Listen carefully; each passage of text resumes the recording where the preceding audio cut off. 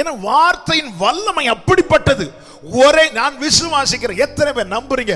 ஒரே நாளில ஆமென், உன்னுடைய தரித்திரமோ வறுமையோ வனாந்திரமோ ஒரே நாளில் மாற்றி போட வல்லமை உள்ளது கர்த்தருடைய வார்த்தையை விசுவாசிக்கிறவங்க கைகளை உயர்த்தி ஆமென் சொல்லுங்க. ஆரோனின் கோல் துளிர்விட எத்தனை நாள் எடுத்தது? பூ பூக்க எத்தனை நாள் எடுத்தது? காய் காய்க்க எத்தனை நாள் எடுத்தது? அதுல கனி வர எத்தனை நாள் எடுத்தது? ஒரே இரவு. ஒரு இரவில் இது அத்தனையும் நடந்தது. ஒரு உலர்ந்த கோலுக்கு இதை செய்வாரானால் உறவுக்குள்ளாக்கப்பட்ட எனக்கும் உனக்கு அதை செய்ய மாட்டாரா? அப்பாயிண்டட் டைம், குறித்த காலத்துக்கு வைக்கப்பட்டிருக்கிறது. வெயிட் பண்ணு ஆண்டவர், ஏதாவது ஒரு அடையாளம் காட்டுங்க ஆண்டவரே.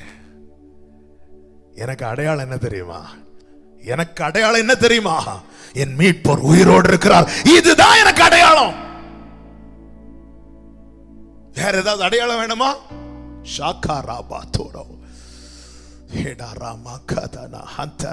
வேற என்ன அடையாளம் வேணும்? இதுதான் எனக்கு அடையாளம். என் அப்பா இன்னைக்கு உயிரோடு இருக்கிறார். இதுதான் எனக்கு அடையாளம். 6 நாள் ஒரு மாற்றம் இல்லாம போனாலும் 7வது நாள் அந்த குறித்த நாளில் எனக்காக வைக்கப்பட்டிருக்கிற தரிசனம் நிறைவேறும்.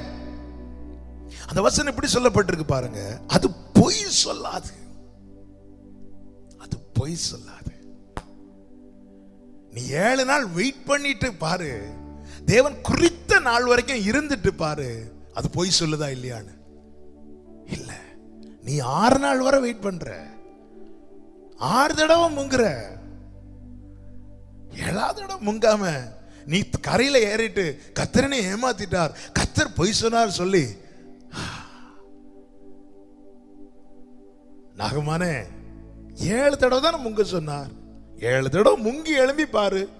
உனக்கு மாற்றம் இல்லைன்னா சொல்லு, கர்த்தர் பொய் சொன்னார்னு சொல்லு, தீர்க்க தரிசனம் பொய்ன்னு சொல்லு, வார்த்தை பொய்ன்னு சொல்லு. நீ 5 தடவை முங்கிட்டு என்ன இது ஒண்ணும் இல்லை, இதெல்லாம் போய் நம்பிட்டு இருக்கலாமா இந்த காலத்துல? இப்படி சொன்னா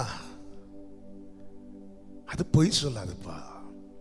பொய் சொல்ல அவர் மனிதர் அல்ல, மனமாற அவர் மனுபுத்திரனும் அல்ல.